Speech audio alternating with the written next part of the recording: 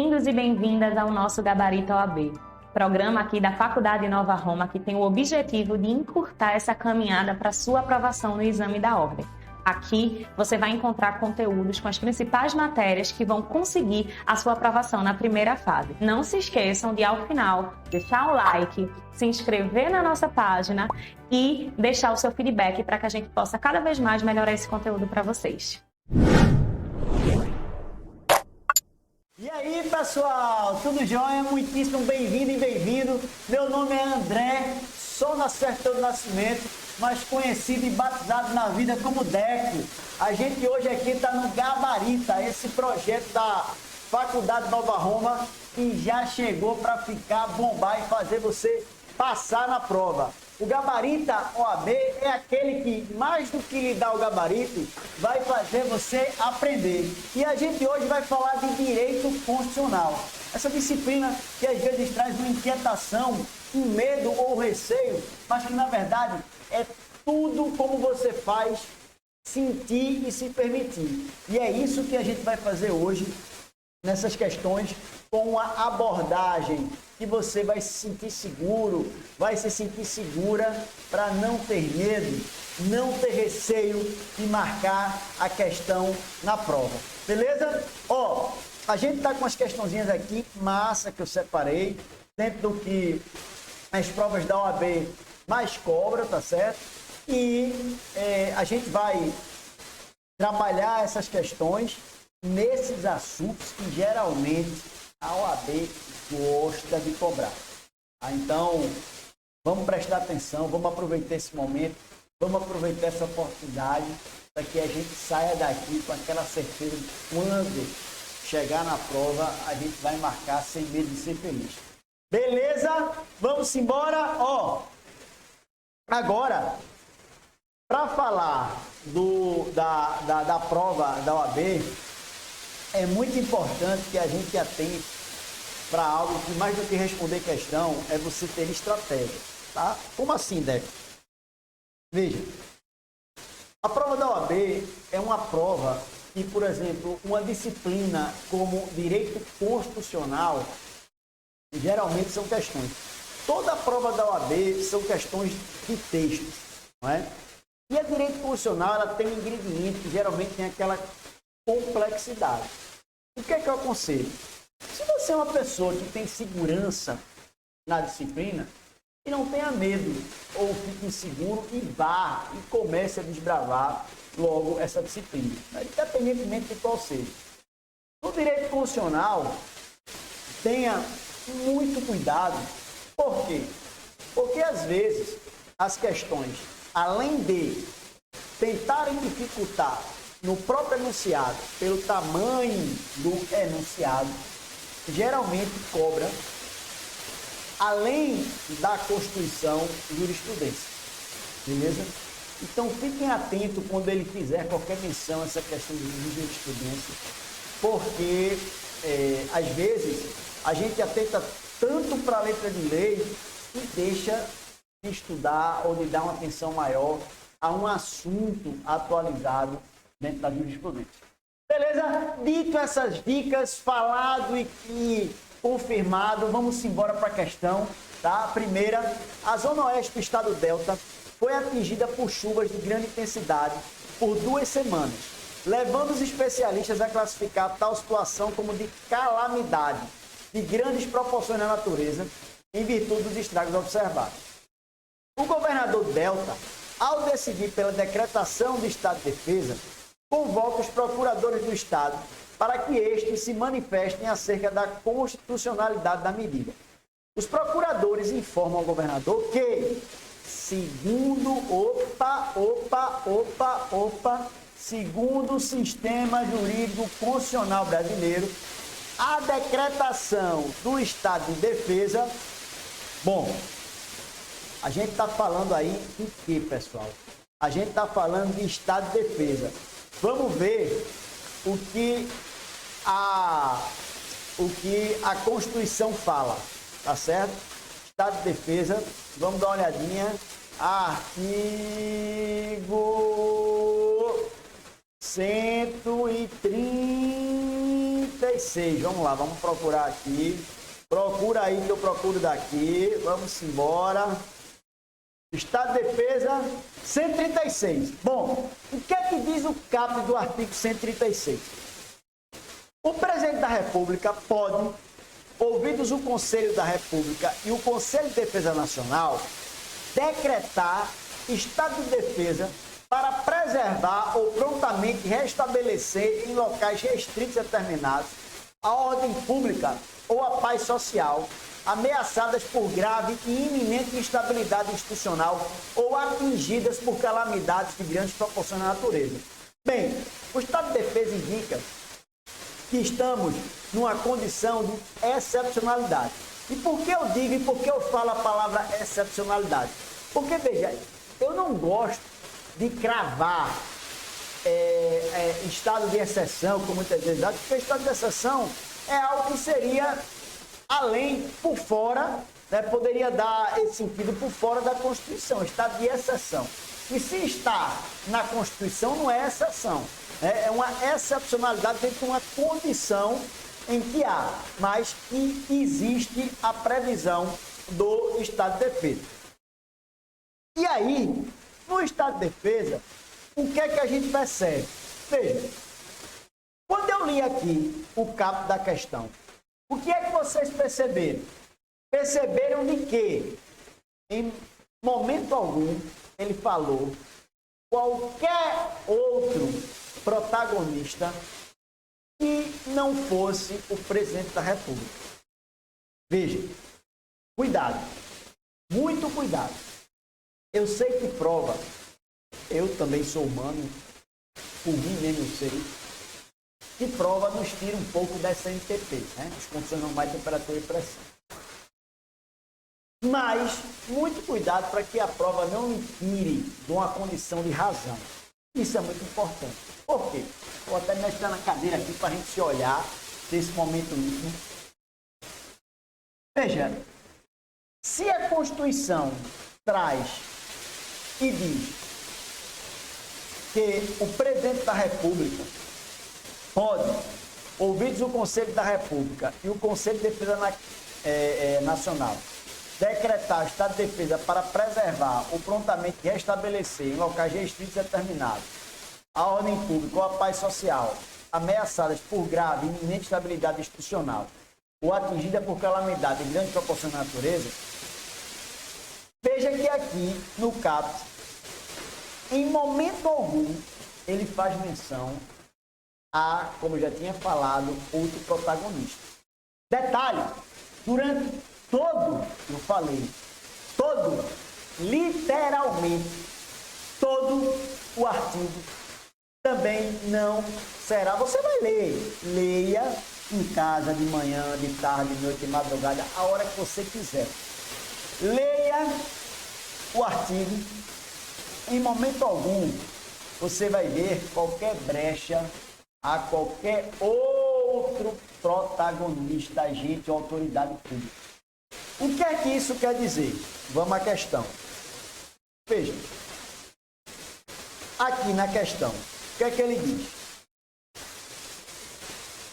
Ele quer saber, ele pergunta, os procuradores informam ao governador que, segundo o sistema jurídico constitucional brasileiro, a decretação do estado de defesa é um meio institucional adequado para o enfrentamento da crise, mas depende de prévia consulta à Assembleia Legislativa do Estado Delta. Eita! Será? Ó, o presidente da República pode ouvir o Conselho de República, o Conselho de Defesa Nacional. Em momento algum aqui, em nenhum desses incisos ou parágrafos, ele fala nisso aí, em ouvir a Assembleia Legislativa ou qualquer coisa parecida, tá? Então, é falso, pessoal. A letra A não é verdadeira porque ele não tem que fazer consulta à Assembleia Legislativa de Estado algum, tá? A consulta que ele tem que fazer, existe a previsão no caput, né? O Conselho da República, tá? Como ele fala aqui, ó. Ele fala aqui no Conselho da República e o Conselho de Defesa Nacional. Então, vamos ter cuidado para não terminar se complicando numa coisa que é muito fácil. pode ser promovida pelo governador do estado de Delta, caso o presidente da República delegue tais poderes ao chefe do Poder Executivo Estadual. Eita! Será que é? Olha, onde é que tu estás vendo aqui esta possibilidade de delegar ao chefe do Poder Executivo Estadual qualquer condição para decretar o estado de defesa? Aqui ele fala do parágrafo 1º, tá? O decreto de estado de defesa determinará o tempo de duração, que é importante, especificará as suas áreas a serem abrangidas, indicará nos termos e limites da lei as medidas coercitivas a vigorar dentre as seguintes: restrição ao direito de reunião, a linha A, B, sigilo de correspondência, C, sigilo de comunicação telegráfica, parágrafo 2º, fala o tempo de duração, ou seja, em nenhum momento aqui ele vai falar, por exemplo, algo interessante, o parágrafo 4º. Decretado o estado de defesa de sua prorrogação, o presidente da República, dentro de 24 horas, submeterá o ato com respectiva justificação do Congresso Nacional e etc. Ou seja, em nenhum momento ele fala da possibilidade de delegação. Ô, Deco, ele não fala em delegação porque a questão botou. Quer que você erre, né? Óbvio. A questão quer que você erre. Agora, você só erra se não estudar, você só erra se não assistir essa aula, você só erra se não ler a Constituição. Tá? Então, se você prestar atenção, se você ler a Constituição e se você praticar, você vai ver que não existe essa questão de delegação. Beleza? E então a letra B é falsa. Importante também falar aqui para vocês, pessoal, o seguinte: eu não vou poder dar, até pela questão de tempo, eu não vou poder ensinar aqui o que é estado de defesa, o que é, porque eu estou respondendo questão. Então, subentende-se que você tenha também um compromisso de estudar. Eu vou ser um facilitador do assunto e vou resolver a questão. Vou me esforçar muito para que dentro da questão lhe dê uma ideia de que você não é, mas que você precisa estudar sim. Beleza? C. Não pode se concretizar, pois a ocorrência de calamidade de grandes proporções de natureza não configura hipótese justificadora da referida medida. Será? Quem foi que disse isso? Bora dar uma olhadinha na Constituição? Eu acho que não, viu? Eu acho que não. Eu acho que não. Eu acho que não. Ó. Aqui, no próprio caput do artigo 136, olha o que ele fala. O presidente da República pode, ouvidos o Conselho da República e o Conselho de Defesa Nacional, decretar estado de defesa para preservar o contamento restabelecido em locais restritos determinados, a ordem pública ou a paz social, ameaçadas por grave e iminente instabilidade institucional ou atingida por calamidades de grandes proporções na natureza. Isso, pessoal. Veja, o que é que ele fala aqui, pessoal, na questão? Ele diz que não pode se concretizar, pois a ocorrência de calamidade de grandes proporções na natureza não configura a hipótese da referida medida. Falso! É falso! Falso! Você vê que no próprio caput ele indica, ele traz essa possibilidade. Beleza? Tranquilo? Bom, letra D. É competência indelegável do presidente da República, não sendo constitucionalmente prevista sua extensão aos chefes do Poder Executivo Estadual. Isso. Essa tá belíssima. Essa tá uma poesia de qualquer geração que você tiver. Realismo, naturalismo, parnasiano, romantismo, qualquer uma. Concreto, qualquer uma. Tá linda. É a letra D. Veja, como eu disse a você,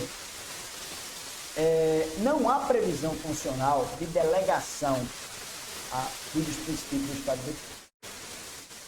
Por quê? Porque é uma atribuição personalíssima do presidente da República. Ou seja, fala a palavrinha, é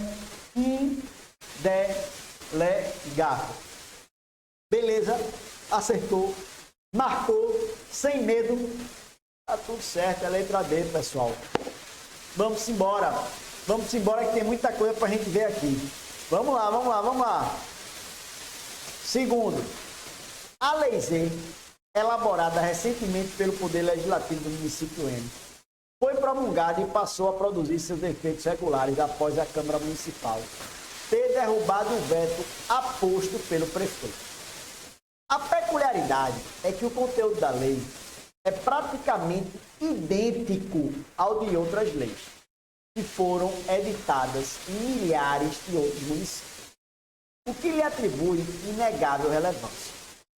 Inconformado com a derrubada do veto, o presidente do município N, partindo da premissa de que a Lei Z possui diversas normas violadoras da ordem constitucional federal, pretende que sua inconstitucionalidade seja submetido à apreciação do Supremo Tribunal Federal.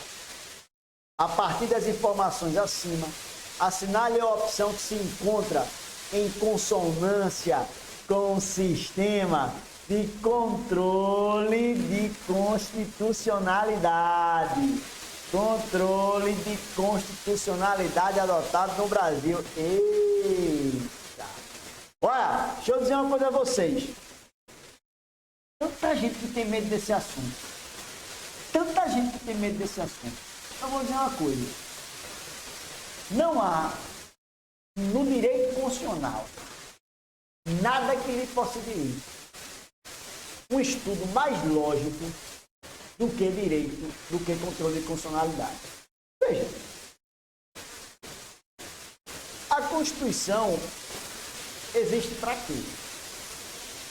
A Constituição é uma carta política que vai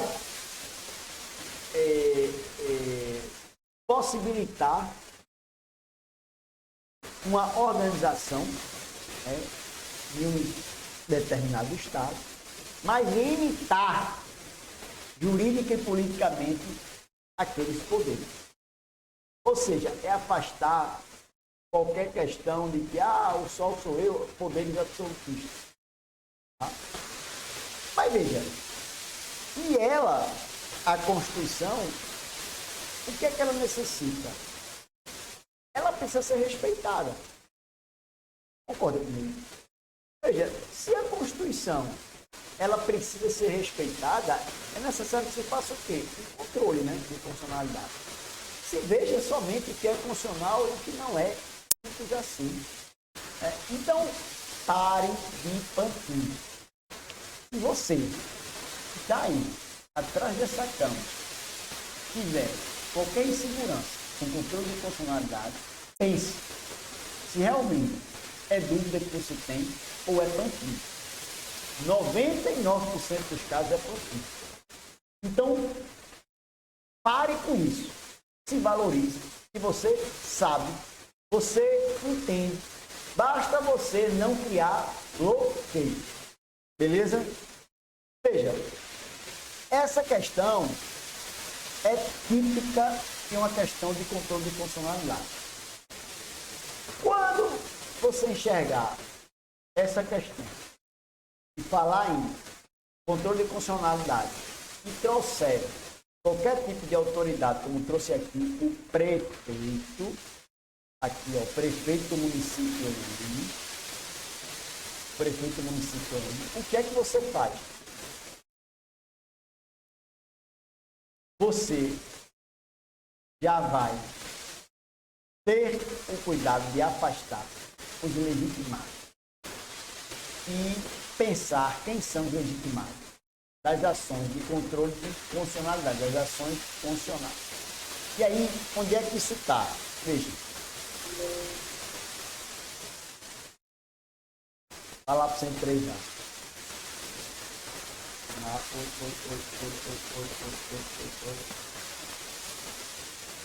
Embora. Olha. 103, não é nem 103, é 103. 103, artigo 103. Podem propor ação direta de inconstitucionalidade e ação declaratória de inconstitucionalidade. Ó, aqui é o seguinte, vocês sabem que as ações de controle de inconstitucionalidade concentradas, por quê? Professor, eu confundo tudo porque a ação de controle de constitucionalidade concentrada, porque se passa no Supremo Tribunal Federal. Por que no Supremo Tribunal Federal? Porque o Supremo Tribunal Federal é um tribunal constitucional. ele faz esse controle. Ele vem exatamente no afã da normatização, da vocação jurídica pós-Segunda Guerra Mundial, de fazer o controle de constitucionalidade pela via jurídica e não política. Se você estudar comigo, você vai saber que isso é muito falado na aula. É ou não é? Então veja, ó, o controle de constitucionalidade concentrado, ele tem aqueles legitimados, que são todos esses que estão no artigo 103, que você está vendo, né? Você não está resolvendo essas bichas dessas questões sem estar olhando a Constituição, é ao lado, né? Não faço não. Abra a Constituição, deixe de preguiça. Veja, onde é que você está vendo aí o nome de prefeito? Me diga aí. Vou dar uma olhada aqui no meu sítio. Diga aí. Diga aí. Onde é que você está vendo aí o nome de prefeito? Aonde? Não existe, né, pessoal? Bem, se não existe, o que é que a gente faz?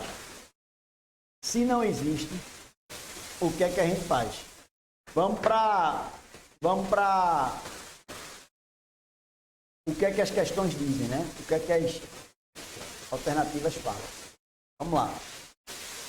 O prefeito do município N, como agente legitimado pela Constituição Federal, está habilitado a propor a arguição de descumprimento de preceito fundamental, questionando a constitucionalidade dos dispositivos que entendem violadores da ordem constitucional federal. Eita! Esse aqui é perigoso. Por quê? Porque, pessoal, ele traz a arguição de descumprimento de preceito fundamental, por sinal, eu acho a ação de controle de constitucionalidade mais bonita que existe. Por quê? Porque até o nome é a arguição de descumprimento de preceito fundamental. Olha como é bonito. É uma ação que ela serve exatamente contra todas as normas, estadual, federal, municipal. Mas veja, a DPF agir contra a norma municipal é uma coisa. A outra é dizer que o prefeito é legitimado. Veja aí, do inciso 1º ao inciso 9. Eu vou contar de 1 até 10. 1, 2, 3, 4, 5, 6, 7, 8, 9, 10. Onde é que você achou? Se você achou, prefeito, com certeza você está lendo a Constituição Federal de 1988. Me diga qual é a Constituição que você está lendo, porque a de 88 não é. Nem vê com essa resenha que não é. Onde é que você está vendo aqui? Me diga aí. Ora, pessoal, o erro dessa letra A é exatamente ter o prefeito como agente legitimado. Aqui não pode não. Ó. Prefeito legitimado pela Constituição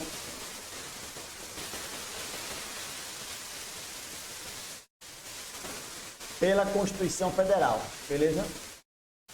Tá? Beleza? Não pode, o prefeito não é legitimado. Está errado.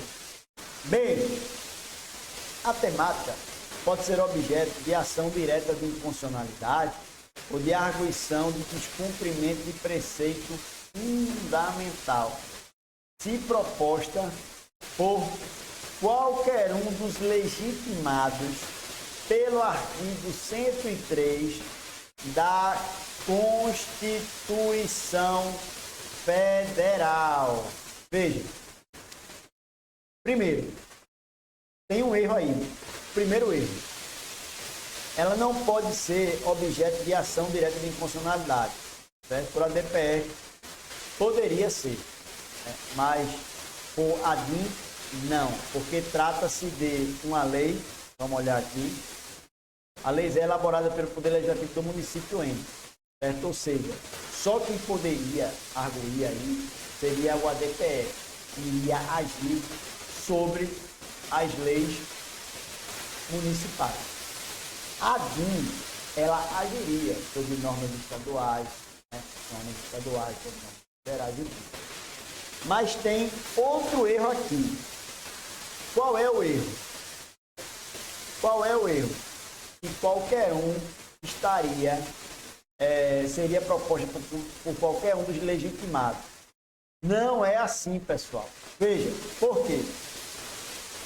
Porque existe, pessoal, veja, volto a dizer, eu estou resolvendo questão, beleza? Eu não posso aqui dar uma aula de controle de constitucionalidade.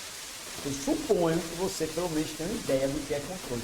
Eu não posso aqui, enfim, eu dou um semestre de controle de constitucionalidade. Tá? Então, eu estou supondo que você sabe. Aqui a gente resolve a questão, beleza?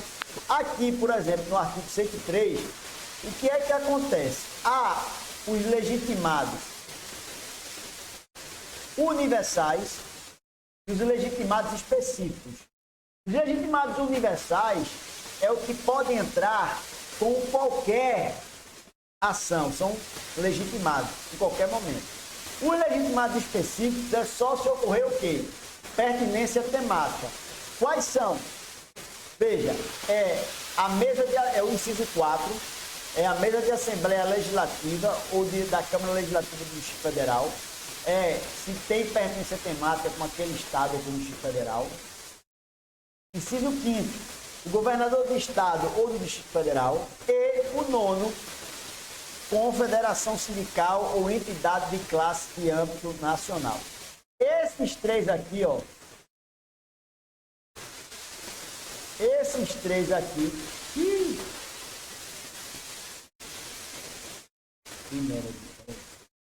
Esses três aqui. Esses três aqui que eu acabei de falar não podem, entendeu? Propor contra qualquer tipo de ação. Tem que ter pertença temática. Tipo, a governadora Raquel Lira, ela vai propor uma DIN para questionar uma lei estadual que tenha qualquer tipo que atinja o estado da Paraíba. Por ser um estado co-irmão, ela se... Não pode. Qual a pertença temática? Que a governadora do estado de Pernambuco terá com o estado da Paraíba? Absolutamente nada. Vivemos numa república federativa. Certo? Cada estado, fazer aqui uma recapitulação, não tem soberania, tem autonomia. A autonomia do estado da Paraíba está consubstanciada como a de Pernambuco, qualquer outro ente federativo. Beleza? Então, para de inventar coisa. Para de neurose. Respira. Essa aula é gravada. Então, tu pode respirar, ó. Tomar um ar e conversar com as plantinhas. Eu adoro conversar com minhas plantinhas, tomar um café, superar conselho, faça isso também, faça o que você quiser. Mas pare de paranoia. Não invente. Tá me entendendo? Então vamos seguir. Vamos lá. C. A Lei Z não poderá ser objeto de ação pela via concentrada perante o Supremo Tribunal Federal, já que, de acordo com o sistema de controle de constitucionalidade adotado no Brasil, atos normativos municipais só podem ser objeto de controle caso se utilize como paradigma de confronto a Constituição Federal pela via difusa. Não falou nada com nada. Falso, pessoal. Nada disso. Por quê? Porque a Lei Z, ela pode ser objeto de via concentrada pelo Supremo Tribunal Federal, exatamente pela arguição de descumprimento de preceito fundamental. Beleza? Está errado também. B. Os dispositivos normativos da Lei Z, sem desconsiderar a possibilidade de ser realizado o controle cimental pela via difusa, podem ser objeto de controle por via de arguição de descumprimento de preceito fundamental, se proposta por qualquer um dos legitimados pelo artigo 103. E aí, pessoal? E aí? O dispositivo normativo da lei C, sem desconsiderar a possibilidade de ser realizado controle incidental pela via difusa, pode ser objeto de controle, pode ser objeto de controle por via de arguição, descumprimento de preceito fundamental, se proposta por qualquer um dos legitimados pelo artigo 103 da Constituição Federal. Tá certo, pessoal? Tá certo, é a letra D de dado. Veja, há uma polêmicazinha exatamente porque tem os legitimados específicos, mas quando se trata de lei municipal, o que é que acontece? Você pode dizer, não, mas o município é dentro do Estado. E aí, por exemplo, se essa lei... Mas vamos ler a questão. Vamos ler a questão, o que é que ele diz? Recentemente foi promulgado e passou a produzir efeitos regulares. A peculiaridade é que o conteúdo da lei é praticamente idêntico às outras leis. Olha o tipo, ele fala. Que o conteúdo da lei é praticamente idêntico de outras leis que foram editadas em milhares de outros municípios, o que lhe atribui inegável relevância. Ou seja, ficou uma coisa universal. Beleza? Então aqui, pessoal, letra D de dado. Beleza? Firmeza? Simbora. A parte autora em um processo judicial inconformada com a sentença de primeiro grau de jurisdição que se embasou no ato normativo, apela da decisão, porque, no seu entender, esse ato normativo seria inconstitucional. A terceira Câmara Civil do Tribunal do Distrito Estadual, ao analisar a apelação interposta, reconhece que assiste de razão a recorrente, mas, especificamente, no que se refere à inconstitucionalidade do referido ato normativo 5. Ciente da existência da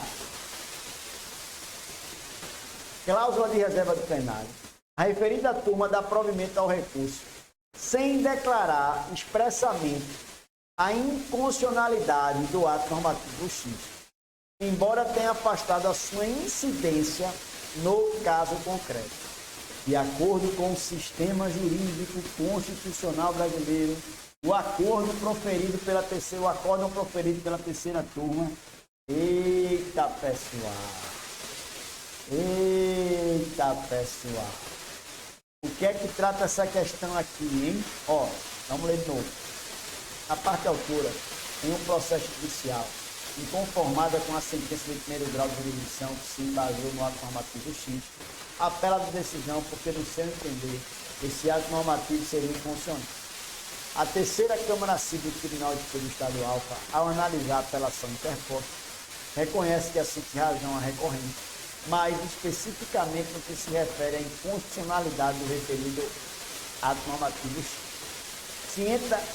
Ele disse a questão aqui, ó. A questão está aqui. Ciente da existência de cláusula de reserva do plenário, a referida turma dá provimento ao recurso, sem declarar expressamente a inconstitucionalidade do ato normativo. Ela não declarou, a terceira turma não declarou a inconstitucionalidade do ato normativo X, porém afastou a incidência do caso concreto, ou seja, ela não disse que é inconstitucional, mas afastou do caso concreto. Do que se trata isso, pessoal? Eita! Ó. Tá aqui, ó.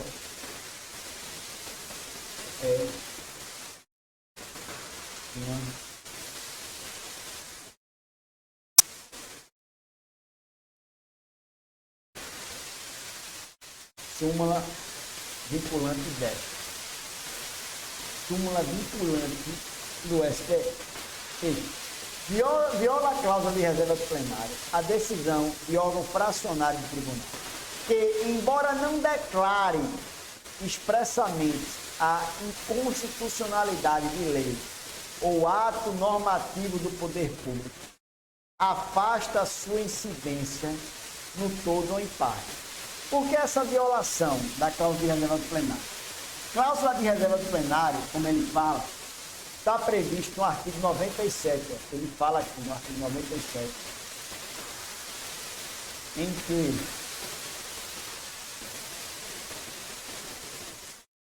Aqui, ó.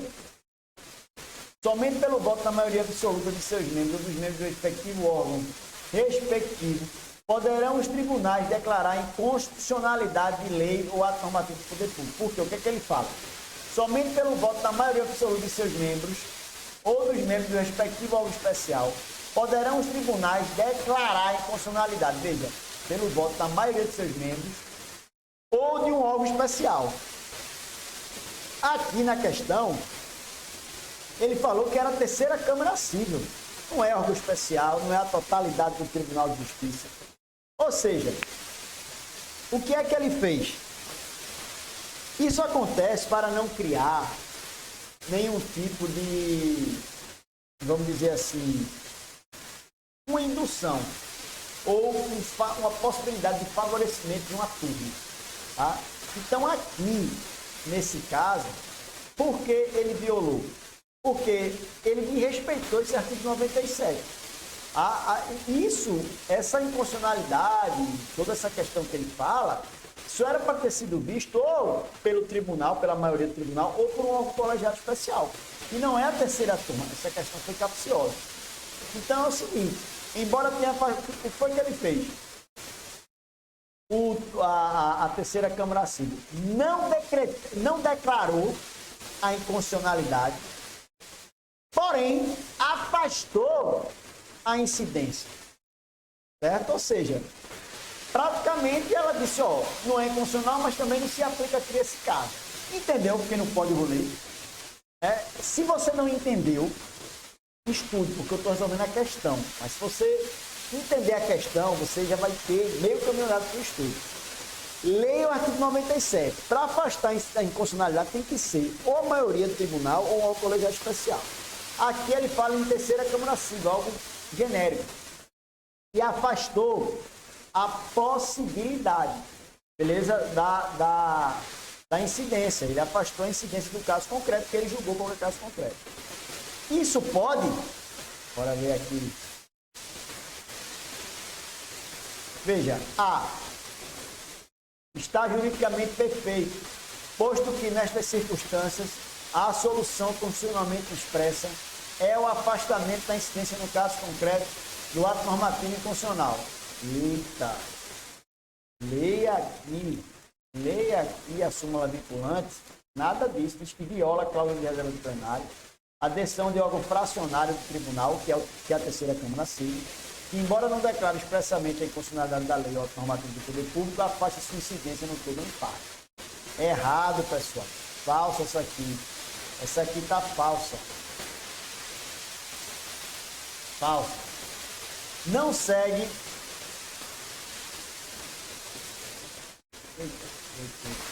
Falsa.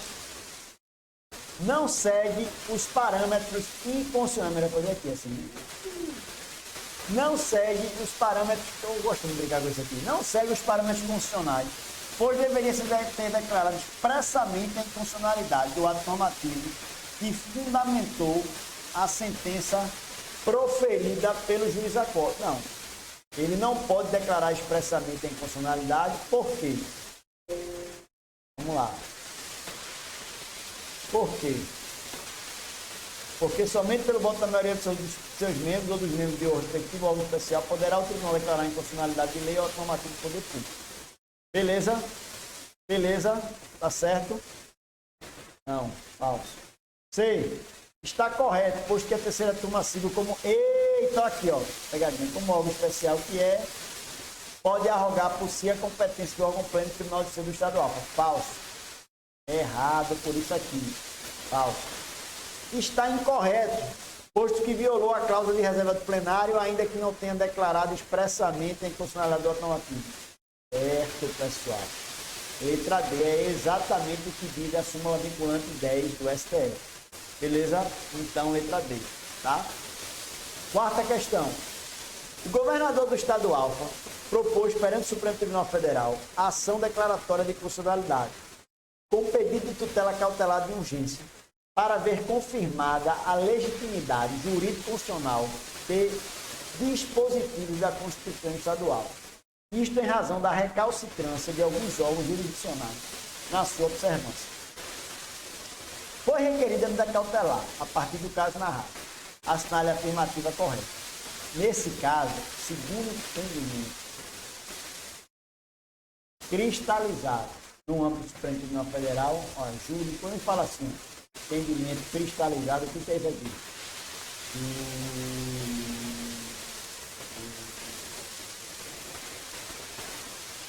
Jurisprudência, pessoal. Veja, se liga nessa questão, que ele traz algumas questões para ele deixar na dúvida, como isso aqui, medida cautelar. Vamos ver. A partir do caso narrado, assinale a afirmativa correta. Veja. ADC, ação declaratória de constitucionalidade, pode ser conhecida e provida pelo STF para que venha a ser declarada a constitucionalidade dos dispositivos da Constituição do Estadual indicadas pelo governador. Pessoal, falso.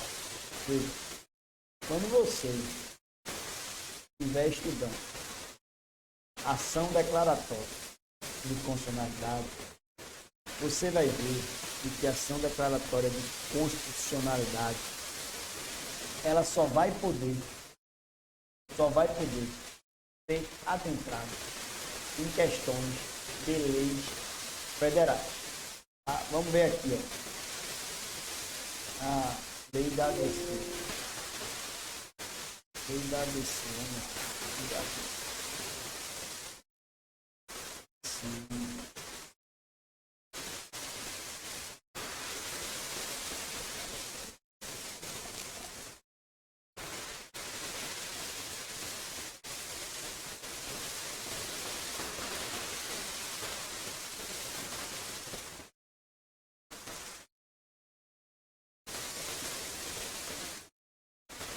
Vamos lá.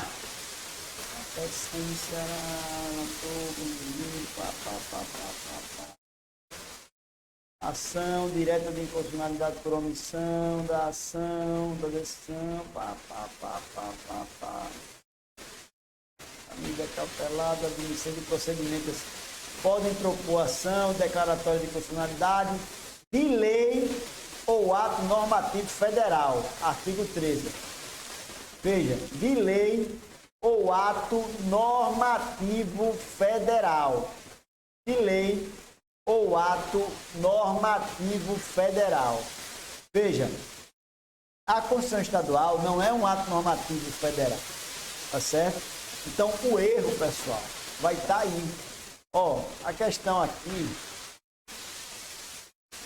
diz que pode ser reconhecida e provida pelo STF para que venha a ser declarada a constitucionalidade do dispositivo. Não é. Letra B. Embora a ação declaratória de constitucionalidade proposta pelo governador do Estado do Acre possa ser conhecida e julgada pelo STF, revela-se incabível o diferimento pela cautelar de juízo nessa modalidade de ação de controle abstrato de constitucionalidade. Não, pessoal. Medida cautelar pode. Olha aqui, ó. Medida cautelar pode. Olha, até fala da medida cautelar em ação declaratória de constitucionalidade, artigo 21. Pode. Então está errada essa questão. A letra B está errada. Beleza? C. A admissibilidade da ADC prescinde da existência do requisito de controvérsia judicial relevante, uma vez que a norma sobre a qual se funda o pedido de declaração de constitucionalidade tem natureza supralegal. Falso, pessoal. Está errado. Claro que tem que ter controvérsia judicial relevante. Óbvio que tem que ter controvérsia judicial relevante. Por quê? Porque é algo que realmente está dentro do entendimento das ações de controle de constitucionalidade. Beleza? Letra D. A ação declaratória de constitucionalidade não consubstancia a via adequada à análise da pretensão formulada, uma vez que a Constituição do Estado do Acre não pode ser objeto de controle em tal modalidade de ação abstrata de constitucionalidade. Verdadeíssimo. Verdadeíssimo. Letra D. Por quê? Porque aqui seria o quê? Seria uma ADIM. Ação direta de inconstitucionalidade. Declaratória só pode sobre o quê? Normas federais, como a gente viu no artigo 13. Detalhe, professor, o que é controle de constitucionalidade abstrato? Controle de constitucionalidade abstrato são exatamente as ações de controle de constitucionalidade, a DPF, a DC, que vai discutir, não é um caso jurídico.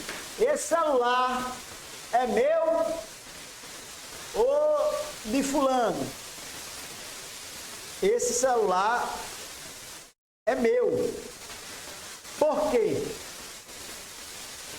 Veja, não é esse o debate que se faz em ação de controle de constitucionalidade abstrato. Em ação de controle de constitucionalidade abstrato, não se debate se esse celular é meu ou é seu, de fulano. Debate a tese, a teoria. Por isso que o nome é abstrato. Beleza? Tranquilo?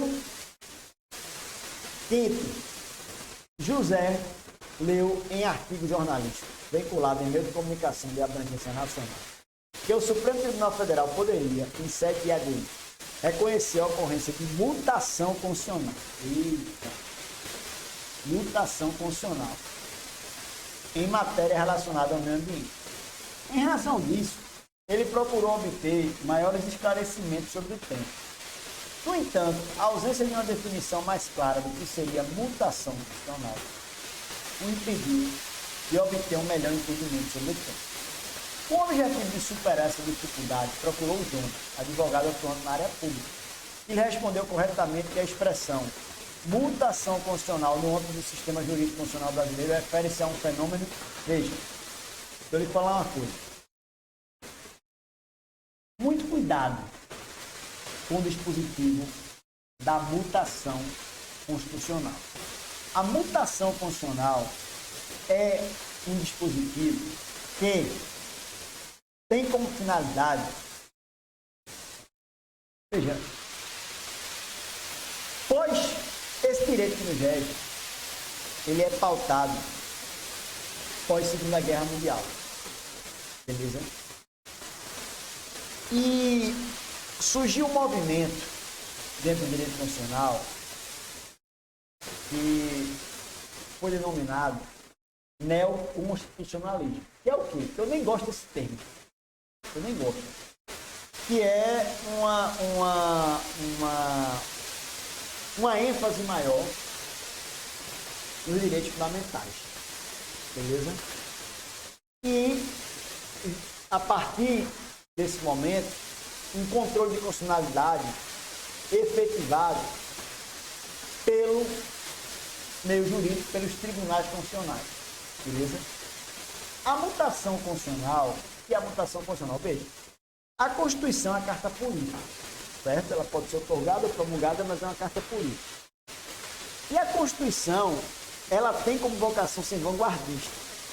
Ela anda pelo tempo. Ela tem essa vocação de previsão. No entanto, ela é influenciada por estruturas culturais. E às vezes pode ser que exista algo que fique ou que seja considerado alguma espécie de anomalia dentro da análise. Uma recente que se criou, que eu na verdade fui contra desde o começo, que é a prisão em segunda instância, foi resultado de uma grande polêmica que é dentro do artigo 5º e 157 da Constituição, a possibilidade de prisão, desconsiderando a questão do trânsito julgado, a própria presunção de inocência. A mutação constitucional é um dispositivo que traz uma interpretação do texto constitucional sem nenhuma mudança material da norma, sem nenhuma emenda constitucional, entendeu? Sem nenhuma alteração na norma. É uma alteração na sua interpretação, no entanto, com a mesma norma. Beleza? Então, ó, o que é mutação constitucional? Vamos logo para a questão. A mutação constitucional, está na letra C, é relacionada à alteração de significado de norma constitucional, sem que haja qualquer mudança no texto da Constituição Federal. É isso, pessoal. É exatamente o que eu acabei de falar. Isso aqui é a mutação constitucional. O resto é tudo baboseira. Ele fala na letra A que é concernente à atuação do poder constituinte derivado reformador. Não. Emenda constitucional. Referente à mudança promovida no significado normativo constitucional por meio da utilização de emenda constitucional. Não. Também não. B, de alteração do texto constitucional antigo por um novo em virtude da manifestação. Não, também não. Aí seria nova Constituição. Ou seja, mutação constitucional é exatamente essa nova interpretação sem qualquer mudança no panorama do texto constitucional. Beleza? Tudo certo? Sexto, o Estado Alfa promulgou em 2018 a Lei Estadual X, concedendo unilateralmente isenção sobre o tributo incidente em operações relativas à circulação interestadual de mercadorias do ICMS, usadas como insumo pela indústria automobilística. O Estado Alfa, com isso, atraiu o interesse de diversas montadoras em ali se instalar. A Lei Estadual X, no entanto, contraria a norma da Constituição da República, que dispõe em caber à lei complementar regular a formação de concessão de incentivos e isenções de benefícios fiscais relativos ao ICMS, mediante deliberação dos Estados e do Distrito Federal. Em razão da Lei Estadual X, o Estado Beta, conhecido polo automobilístico, sofrerá drásticas perdas em razão da redução na arrecadação tributária, com a evasão de indústrias e fábricas para o Estado Alfa. Diante do caso narrado, com base na ordem jurídica constitucional, assinale a afirmativa correta. Veja, está falando aqui de novo de crime, de controle de constitucionalidade. Vai falar aí de uma guerra que é muito conhecida como crime.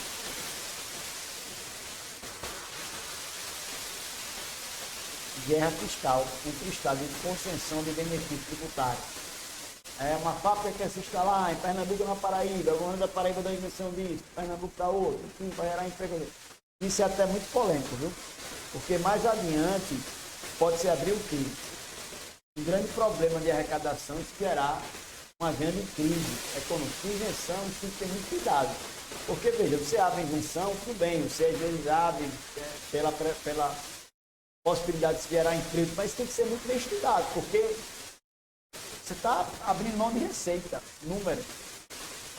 Então, por uma questão, às vezes, de interesse politiqueiro, você pode estar comprometendo as contas do Estado. Tem que ter muito cuidado, beleza? Sexto. Letra A. O governador do Estado Beta não detém legitimidade ativa para a propositura da ação direta de inconstitucionalidade em face da Lei Estadual X, uma vez que no âmbito estadual apenas a mesa da Assembleia Legislativa do respectivo ente está no rol taxativo de legitimado previsto nessa Constituição. Falso. Vá lá no artigo 102. No artigo 102, olha. Vá lá no artigo 102. Não, aqui é a lei. Vá lá no artigo 102. 103 no caso. Está o governador aqui, ó. Inciso 5. Governador do Estado do Distrito Federal. Falso. Está falso. B. A legitimidade do governador do Estado Beta restringe-se à possibilidade de propor, perante o respectivo Tribunal de Justiça, representação de inconstitucionalidade de leis ou atos normativos estaduais ou municipais em face da Constituição Estadual. A legitimidade do governador do Estado Beta restringe a possibilidade de propor, perante o respectivo Tribunal de Justiça, a representação de inconstitucionalidade. Falso, pessoal. Representação de inconstitucionalidade está lá no artigo 25, parágrafo 1º, segundo fala, é uma representação de inconstitucionalidade a título estadual, que a gente depois vai estudar, mas isso aqui está errado. Tá certo? Não.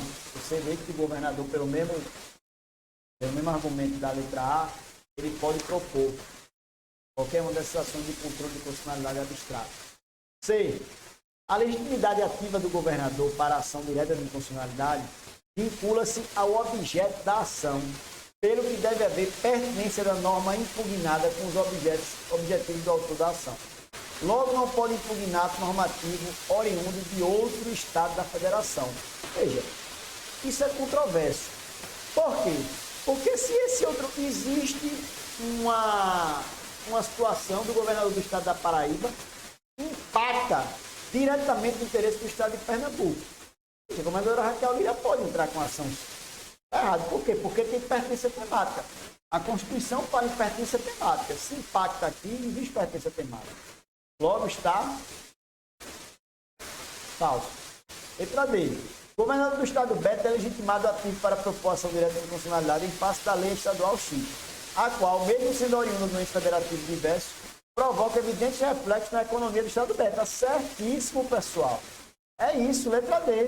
Veja, por que o legitimado Beta é do Estado, o governador do Estado Beta é legitimado? Porque impacta nele as tratativas que essa pretensa lei estadual X vai impactar no seu estado. Então, letra D, certo. 7. O Instituto da súmula vinculante, aos poucos, vai tendo suas características cristalizadas a partir da interpretação de seus contornos constitucionais pela jurisprudência do Supremo Tribunal Federal. Considerando a importância assumida pelo Instituto, determinada associação da classe procura seu advogado e solicita esclarecimento a respeito dos legitimados a requerer a edição da súmula vinculante, dos seus efeitos e do órgão que pode editá-la. Eita, pessoal, a súmula vinculante na veia. Com base no fragmento acima, assinale a opção que se apresenta em consonância com os delineamentos desse Instituto. Veja, assinale com base no fragmento acima, assinale a opção que se apresenta em consonância com os delineamentos desse Instituto. Pessoal, quando ele fala essa resenha, começa com esse religio, geralmente isso aí trata-se de quê? De letra de lei. Quer ver? Vamos dar uma olhadinha aqui no artigo da súmula vinculante. Qual é da súmula vinculante? 103A. Vê o que o artigo 103A. O Supremo Tribunal Federal poderá, de ofício ou por provocação, mediante decisão de 2/3 de seus membros, após rejeitadas decisões sobre matéria constitucional, aprovar a súmula, que a partir de sua publicação na imprensa oficial terá efeito vinculante em relação aos demais órgãos do Poder Judiciário e administração pública direta e indireta, judiciário. Terá efeito, veja aqui, ó, vinculante do efeito judiciário, aqui, ó, e administração pública, direta e indireta, na esfera estadual e municipal, bem como proceder à sua revisão ou cancelamento na forma estabelecida em lei. Beleza? Então, a súmula vinculante é isso aqui. Por que veio a súmula vinculante? A súmula vinculante veio na tentativa de organizar,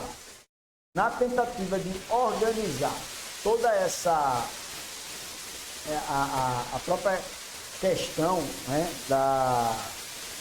de algumas matérias importantes, com grande incidência, e criar uma segurança jurídica maior, sem cuidar de não criar um engessamento, né, das interpretações. Isso é muito importante. Aí vamos para a questão.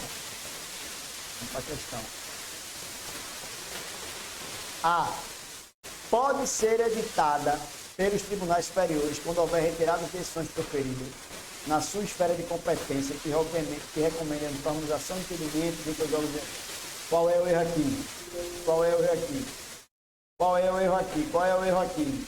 aqui? É o Supremo Tribunal Federal, pessoal. Não é tribunais superiores, não. Está errado. Estão legitimados a propor a sua edição exclusivamente os legitimados para o julgamento da ação direta do constitucional. Falso, não tem nada a ver. Pode dizer respeito o STF, né? Pode dizer respeito a qualquer situação jurídica constituída sob a égide das normas brasileiras de natureza constitucional e infraconstitucional e ser especificamente direcionada à resolução de um caso concreto, nele exaurindo a sua eficácia. Não, pessoal. O que é que ele fala aqui? De ofício, sai pode retirar decisões sobre matéria constitucional. O que é que você está lendo aqui? Infraconstitucional. É errado, pessoal. Errado. A vinculação sumular incide sobre a administração pública direta e indireta, como a gente lê, e os demais órgãos do Poder Judiciário, não podendo, porém, atingir o Poder Legislativo. Certíssimo, pessoal. Por quê? Porque seria o quê?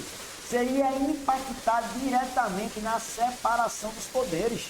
é muito grave. Você simulava um assunto e tirava a possibilidade do legislativo enfrentar esse tema falso.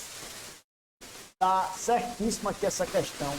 Certo? Ele não podia fazer isso. Tem que respeitar o Poder Legislativo como a questão e a Constituição fala. Tem que preservar o Poder Legislativo. Letra D, verdadeiro. Oitavo. Em 2005, visando a conferir maior estabilidade e segurança jurídica, a fiscalização das entidades dedicadas à pesquisa e à manipulação de materiais genéticos, o Congresso Nacional decidiu discipliná-las por meio de lei complementar. Embora a Constituição Federal não reserve a matéria a essa espécie normativa. Traga essa informação. Posteriormente, durante o ano de 2017, com os avanços tecnológicos e científicos na área, entrou em vigor a Lei Ordinária Y, provendo novos mecanismos fiscalizatórios, a par dos anteriormente estabelecidos, bem como derrogando alguns artigos da Lei Complementar X. Diante da situação narrada, assinale a afirmativa correta. Eita, rapidinho. Vamos embora. Vamos lá aqui, ó.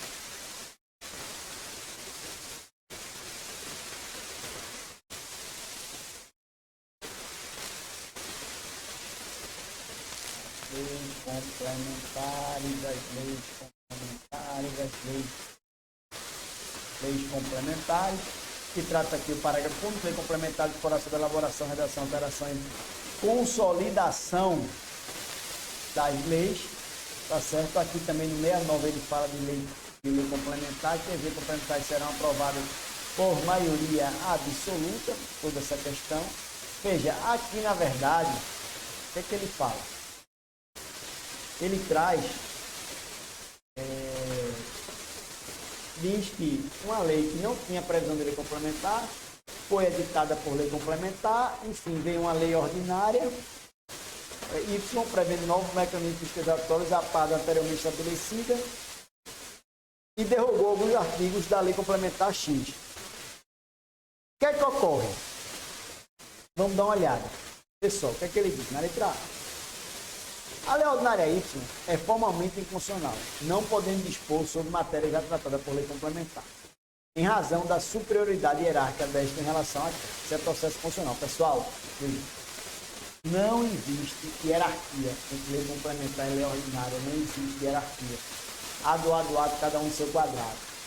Existem tipos e especificações diferentes, cada uma cuida do que é determinado. Então, não se pode falar que existe hierarquia entre lei complementar e lei ordinária. Beleza? Essa questão está errada aí.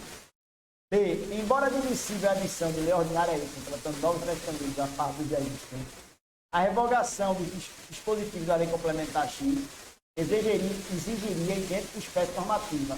Falso, pessoal. Por quê?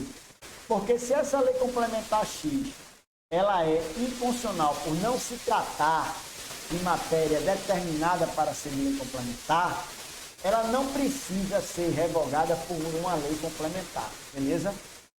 C. A lei complementar X está inclinada de vício formal, já que a edição da espécie normativa encontra-se vinculada às hipóteses taxativamente elencadas pela Constituição Federal de 1988. A lei complementar X está inclinada de vício formal. Pessoal, o vício que ela está inclinada também é material, pessoal. Material. Ela teve, enfim, a sua é material. Ela pode até ter cumprido todos os ritos de formalidade, né? O quórum de maioria absoluta dessa questão, mas ela está errada. Não é a questão do vício formal. Letra D. A lei complementar X, por tratar de matéria a respeito da qual não se exige a referida espécie normativa, pode vir a ser revogada por lei ordinária posterior que tivesse sobre a mesma temática. D. Tá certo, pessoal. Por quê? Veja, se essa lei complementar X, ela é inconstitucional, porque não é matéria de lei complementar, era matéria de lei ordinária, se surgir outra lei ordinária, se surgir uma lei ordinária, vai poder revogar essa falsa lei complementar X. Por quê? Porque ela não é matéria de lei complementar. Então, ela pode ser revogada por lei ordinária. Entendeu? Então, é letra D, pessoal. Tá certa. Nono. Ante o iminente vencimento do prazo para o adimplemento de compromissos internacionais assumidos pelo Brasil perante o Fundo Monetário Internacional, bem como diante da grave crise econômica enfrentada pelo Estado, o Presidente da República, no regular exercício do mandato, edita a medida provisória. X. A medida dispõe sobre a possibilidade de detenção e sequestro pelo Governo Federal de bens imóveis e com área superior a 250 metros quadrados, situados em zonas urbanas, desde que não se trate de bens família, e que o imóvel seja desocupado há mais de 2 anos. Sobre a medida provisória com base na Constituição Federal, assinada corretamente medida. Aqui a 250 metros. Ei, deixa eu te falar uma coisa. A gente pode dar uma aula de medida provisória. Eu praticamente tenho muita repulsa da medida provisória. Porque eu acho que é algo que é um entulho que nos remete ao decreto-lei, que é um tipo de legislação autoritária das constituições outorgadas, e é uma ingerência do Poder Executivo no Legislativo, que eu acho que não se justifica. Uma estrutura em que tem que funcionar nos treinos de contrapeso, eu acho que tudo bem, muita coisa não se justifica na medida provisória. A medida provisória tem que observar 2 situações, relevância e urgência da matéria, e outros dispositivos que estão no artigo 62. Veja, aqui, ele fala, em caso de relevância e urgência, o Presidente da República poderá adotar medidas provisórias com força de lei, devendo se submeter de imediato ao Congresso Nacional. Detalhe que a medida provisória não é lei, ela tem força de lei, porque ela pode ter o período, como ele fala aqui, de 60, prorrogar por mais de 60 dias, entendeu? Ou seja, 120 dias, analisada dentro do Congresso, e verá se virá ou não, toda aquela questão. Se não virá, se editará depois um decreto para regular o expediente da medida provisória e ela cairá em uso. Mas aqui o que ele quer saber são essas questões aqui. O que é vedado a emissão da medida provisória sobre as matérias.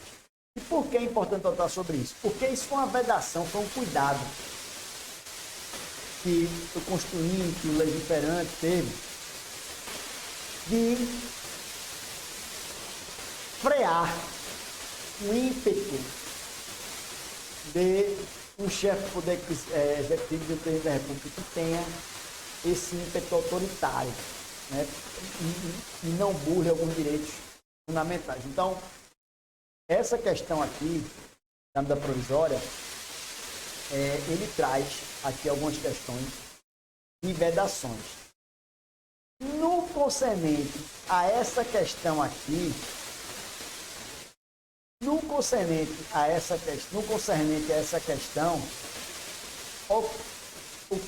onde é que se inseriria? Aqui, que visa a detenção, sequestro de bens. Tá? Segundo, aqui ele fala a medida provisória sobre detenção e sequestro de bens imóveis. Veja, não pode. Logo, vamos ver aqui sobre a matéria. Sobre a medida provisória X, com base na Constituição da República Federativa do Brasil, interessada, afirmativa correta, alternativa. Letra A. É inconstitucional, uma vez que a Constituição Federal de 88 vede expressamente que tal espécie normativa disponha sobre matéria que visa a detenção ou sequestro de bens. Correto, pessoal. É letra A, logo de cara. Verdade, letra A, veja. Está lá, é taxativo. Artigo 62, inciso 2º. A medida provisória não pode taxar sobre sequestro de bens. Beleza? Então, é letra A. B. Diz que é inconstitucional, pois se trata de matéria já regulamentada pelo legislador ordinário, qual seja a possibilidade de desapropriação dos bens imóveis urbanos por necessidade de tirada pública, não tem nada a ver, não é por conta disso, é porque realmente é verdade. C. Ela não se revela adequada ao cumprimento do requisito de urgência, porque só produzirá efeitos no exercício financeiro seguinte, também não é por isso. E D. É inconstitucional, pois foram respeitados os requisitos de relevância e urgência, desde que seja submetido de imediato ao Congresso Nacional para identificar se não for convertido em lei no prazo de 50 dias. prorrogar tudo certo. O que é errado é isso aqui, ó, constitucional. Por quê? Porque existe lá a previsão de que não se pode sequestrar estudante. Beleza? 10º. 1º de janeiro de 2015, foi eleito o presidente da República, Alfa, para um mandato de 4 anos. Pouco depois, já no exercício do cargo, foi denunciado pelo Ministério Público de Alfa por ter sido flagrado cometendo um crime comum de lesão corporal contra um parente. Embora o referido crime não guarde nenhuma relação com o exercício da função, o presidente da República, Alfa, mostra-se temeroso com a possibilidade de ser imediatamente afastado do exercício da presidência do crime. Se a situação ocorrida na República Alfa acontecesse no Brasil, segundo o sistema jurídico constitucional brasileiro, da CIA, veja, aqui é o seguinte, é um caso clássico de crime de responsabilidade do Poder Executivo, que é exatamente a responsabilidade do presidente da República. Que é o quê? Aqui vamos ver o artigo 86 do que ele diz. Admitida a acusação, primeiro, existe crime de responsabilidade e crime comum. Crime de responsabilidade são esses aqui, que atenta contra a administração pública. Enfim. E o artigo 86, admitida a acusação contra o presidente da República por 2/3 da Câmara dos Deputados, será ele submetido a julgamento, sendo que uma oferência de responsabilidade. Primeiro, nas infrações penais comuns, que é o caso, essa coisa com parente, se recebida denúncia ou queixa-crime pelo Supremo Tribunal Federal. Aí nos crimes de responsabilidade após operação do processo do Tribunal Federal, aqui no parágrafo 4. O presidente da República, na vigência do seu mandato, não pode ser responsabilizado por atos estranhos ao exercício de suas funções. Veja, ele pode ser julgado nos crimes comuns. Tudo de responsabilidade será pelo Senado. No comum, ele será o quê? Julgado pelo STF. Beleza? Como ele diz aqui, artigo 86. Admitida a acusação contra o presidente da República por 2/3 da Câmara dos Deputados, será ele submetido a julgamento perante o Supremo Tribunal Federal nas infrações penais comuns ou perante o Senado Federal nos crimes de responsabilidade. Tá? E aqui no parágrafo 4º ele diz isso. Beleza? Que o presidente da República, na vigência do seu mandato, não pode ser responsabilizado por atos estranhos no exercício de suas funções. Vamos ver a questão. Letra A. O afastamento do presidente da República, se o Senado Federal deliberasse dessa maneira com maioria absoluta. Não é Senado Federal, porque não é crime de responsabilidade, não é artigo 85. Beleza? Seria, como o artigo 86 fala, pelo Supremo Tribunal Federal. A permanência do presidente da República no exercício da função, embora tenha que responder pelo crime cometido após a finalização do seu mandato. Opa, vamos ver assim. O afastamento do presidente da República, se após a autorização da Câmara dos Deputados, houvesse sua condenação pelo Supremo Tribunal Federal. O que é a questão diz? Admitida a acusação contra o presidente da República por 2/3 na Câmara dos Deputados, será ele submetido a julgamento perante o Supremo Tribunal Federal nas infrações penais comuns ou perante o Senado Federal nos crimes de responsabilidade. Vamos ler essa questão. O afastamento do presidente, se após a autorização da presidência, houvesse sua condenação pelo Supremo Tribunal Federal. Vamos ver a dica. Autorização para que o presidente da República finalizasse seu mandato, caso o Senado Federal. Não é Senado Federal. Não é Senado Federal.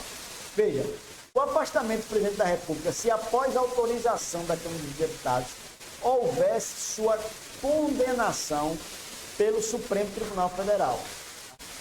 E a permanência do presidente da República no exercício da função, embora tenha que responder pelo crime cometido após a finalização do seu mandato. Aqui, pessoal, atrai o artigo 86, parágrafo 4º. Essa questão foi polêmica. Por quê? Porque a letra C deu muito pano para as mangas. Mas aqui, quando você vai ler o artigo 84, ele fala que o presidente da República, na vigência do seu mandato, não pode ser responsabilizado por atos estranhos ao exercício de suas funções. Ou seja, enfim, a crimes comuns. Ele vai pagar por isso, mas pós o mandato. É uma questão polêmica, Gabarito, letra B, em bola. No entanto, essa letra C deu pano para as mangas. A questão aqui, ela é letra B pelo artigo 86, parágrafo 4º, pela questão da situação ser considerada estranha ao exercício do mandato. Beleza? De Creuza, vamos embora, tudo certo? Meus amores, resolvemos 10 questões. Espero que tenha sido da mais alta valia para vocês.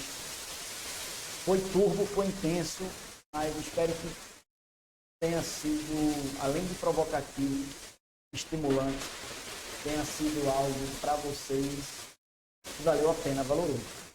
Eu estou por aqui na Faculdade Nova Roma, sempre à disposição de vocês para falar de direito constitucional ou qualquer outro assunto. E a gente vai se encontrar ainda pelo Gabarito. Esse projeto que é muito legal, que vale muito a pena acompanhar. Beleza? Então fique esperto, fique atento e vamos embora. E a vida será sempre uma esquina e vai sempre valer a pena a gente estar se encontrando. Seja pelo direito constitucional ou por qualquer outro motivo. Tá? E eu espero que o motivo seja sempre algo que vale a pena a gente estar junto. Beleza? Um cheiro para vocês. A gente se vê por aí. Até mais. Fui. Beijo. E aí, gostaram da aula? Se sim, deixa aqui o seu like. Não esqueça de deixar o seu feedback nos comentários e ativar o sininho para receber todas as notificações. E também para estar atenado em todas as informações do Gabarito AB, siga a Faculdade Nova Roma nas redes sociais.